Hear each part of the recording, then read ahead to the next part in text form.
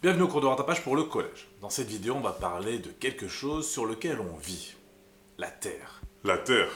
On va commencer d'abord par présenter la planète sur laquelle on vit, puis ensuite on va voir qu'est-ce qui fait qu'il y a des jours et des nuits, ce qui fait qu'il y a les saisons, et enfin on parlera de ce qui tourne autour de la Terre. La planète Terre. La Terre, c'est notre planète. C'est une planète tellurique, ce qui veut dire qu'elle est rocheuse. C'est le contraire de gazeuse en fait. Il y a des telluriques, des rocheuses, et des gazeuses de l'autre côté. Et qui a une atmosphère respirable. C'est ce qui en fait sa particularité, puisque d'autres planètes ont des atmosphères mais ne sont pas forcément respirables, du moins pour nous.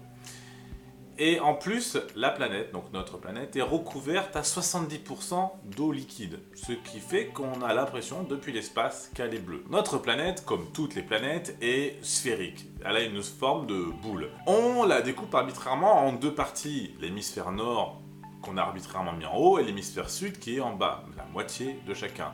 Et pour les séparer, on a une ligne imaginaire qui s'appelle l'équateur. On trouve d'autres lignes qui sont imaginaire elle aussi, on a par exemple les deux tropiques, Cancer au nord, Capricorne au sud, et puis ensuite les cercles polaires, puis les pôles, nord au nord en haut et sud en bas. Et la Terre, dernière particularité et pas des moindres, on verra que c'est important plus tard, elle est légèrement inclinée de 23 degrés par rapport au plan qui contient toutes les planètes. C'est ce qu'on appelle le plan de l'écliptique. Vous n'êtes pas censé le savoir, mais je vous le donne. Et bien en fait, on a toutes les planètes qui sont à peu près sur le même plan, même s'il y en a qui sont un peu plus haut, et la Terre est inclinée de 23 degrés. Et on va voir ce que ça donne. La rotation de la Terre. On a eu plein de preuves, et maintenant on sait que c'est bien la Terre qui tourne sur elle-même. Et le fait qu'elle tourne sur elle-même fait qu'on a une alternance jour-nuit, puisque la moitié de la planète est éclairée, pendant que l'autre moitié est dans le noir, et puis comme elle tourne sur elle-même, et bien au bout d'un moment, c'est chacun son tour. C'est nous qui allons avoir l'éclairement. Cette alternance, c'est jour-nuit, donc c'est dû à la rotation de la Terre sur elle-même. La rotation, c'est sur soi-même, qui se fait en 24 heures. C'est-à-dire que toutes les 24 heures, on a fait un tour sur nous-mêmes. La révolution de la Terre. La Terre, en plus de tourner sur elle-même, tourne autour du Soleil. Et le fait qu'elle tourne autour du Soleil, ça va faire que on va avoir une régularité dans notre position dans l'espace. Une fois tous les 365,25 jours, on se retrouve au même endroit par rapport au Soleil qu'un an plus tôt. Les 0,25, ça correspond aux années bissextiles. 4 fois 0,25, ça fait un jour, donc tous les 4 ans, on rajoute un jour, et c'est le 29 février. Donc 305,25 jours pour faire le tour du Soleil, et la trajectoire autour du Soleil, c'est une ellipse, une sorte d'ovale, même si c'est presque rond. La Terre est inclinée de 23 degrés, ce qui fait que il y a une période de l'année où le pôle sud est constamment éclairé, et le pôle nord, lui, n'est jamais éclairé. Ça dure un certain temps, et puis quand on va se retrouver de l'autre côté par rapport au Soleil, eh bien ça sera cette fois-ci le pôle Nord qui sera constamment éclairé, et le pôle Sud qui sera jamais éclairé. Ce qui veut dire qu'il y a une journée dans l'année où la durée du jour est la plus longue. Et ça, on appelle ça le solstice d'été. Ce jour le plus long, il correspond à nous au 21 juin dans l'hémisphère Nord, mais dans l'hémisphère Sud, ça sera pour eux le jour le plus court. Tandis que le jour le plus court, pour nous, ça sera le 21 décembre dans l'hémisphère nord, tandis que dans l'hémisphère sud, eux, ça sera le jour le plus long, le 21 décembre aussi. Donc on a des saisons qui sont décalées. Et donc ces solstices, en fait, ils sont symétriques. Quand nous, c'est l'été, dans l'hémisphère sud, c'est l'hiver. Quand nous, c'est l'hiver, eux, c'est l'été.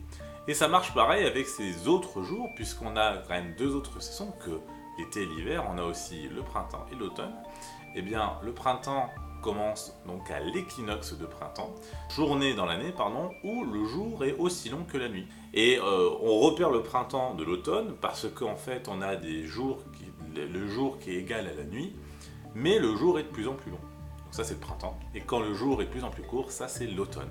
Quand nous, c'est le printemps, dans l'hémisphère sud c'est l'automne, et quand nous c'est l'automne, dans l'hémisphère sud, c'est le printemps. Tout est inversé. Donc voilà pour cette histoire de saison. Et c'est pas rien parce que c'est vraiment ce qui conditionne la vie sur notre planète. Tout est organisé autour des saisons. Ceux qui tournent autour de la Terre. Tout ce qui tourne autour de la Terre, on appelle ça un satellite. Satellite, c'est le mot pour dire de quelque chose qui tourne autour de la Terre. Donc même une clé à molette qui tourne en orbite autour de la Terre, eh bien c'est un satellite. Et donc du coup, les satellites, on va les ranger en deux catégories. D'un côté, on a les artificiels, et de l'autre côté, on a les naturels. Alors, les artificiels, il y en a plein. En fait, c'est tous ceux qu'on a envoyés nous-mêmes. De l'autre côté, les satellites naturels, nous n'en avons qu'un seul, c'est la Lune. Et la Lune, eh bien, elle est très importante. À cause, ou grâce à la Lune, on a par exemple sur Terre des marées. La Lune, elle s'est formée 95 millions d'années à peu près, donc 100 millions d'années pour faire arrondi, après la formation de la Terre. Elle s'est fait percuter par un énorme astéroïde ou une planète naine, on ne sait pas encore, qui a mis en orbite autour de la Terre toute une partie de roche qui s'est mis à tourner autour de la Terre et donc du coup, petit à petit, a reformé une nouvelle boule qui a fait la Lune. Et cette boule-là, donc, elle se trouve à l'heure actuelle à 385 000 km de la Terre. La Lune, enfin, elle a des particularités, puisqu'on a vu que la Terre tournait autour du Soleil en 365,25 jours, qu'elle tourne sur elle-même en 24 heures. Mais la Lune, c'est pareil, elle tourne autour de la Terre et sur elle-même. Elle tourne autour de la Terre en 28 jours à peu près. Et elle fait un tour sur elle-même en 28 jours aussi. En fait, c'est pour ça que la Lune, comme elle tourne autour de la Terre en même temps qu'elle tourne sur elle-même, qu'elle fait un tour sur elle-même, quand elle fait un tour autour de la Terre, eh bien on voit toujours la même face, la face visible de la Terre. Tandis qu'il y a une face de l'autre côté, qui est la face cachée de la Terre. Pourquoi la Lune a ces différents aspects? Eh bien il faut voir sa position par rapport à nous. Donc là, je vous mets une petite carte qui s'affiche, et donc quand on se retrouve avec la Lune entre la Terre et le Soleil, eh bien nous, on ne voit pas la partie qui est éclairée. Donc c'est ce qu'on appelle la nouvelle Lune. Quand elle se retrouve sur un côté de la Terre, d'une façon de parler, sur notre droite ou sur notre gauche, eh bien on n'en verra que la moitié. Alors, et l'autre moitié, on n'en verra qu'un quart. Et il y a un autre quart qui est éclairé par le Soleil, mais qui est derrière la Lune, donc on ne peut pas voir. Donc ça sera le premier quartier et le dernier quartier, suivant la forme. La petite astuce, c'est de prolonger avec une barre en haut ou en bas, et pour voir si ça fait une lettre. Si ça fait un P, c'est le premier quartier, si ça fait un D, c'est le dernier quartier. En minuscules, les lettres. Et enfin, quand la Lune se retrouve derrière la Terre, alors comme elle est légèrement au-dessus, eh bien nous la voyons entière. C'est là qu'on a la pleine Lune.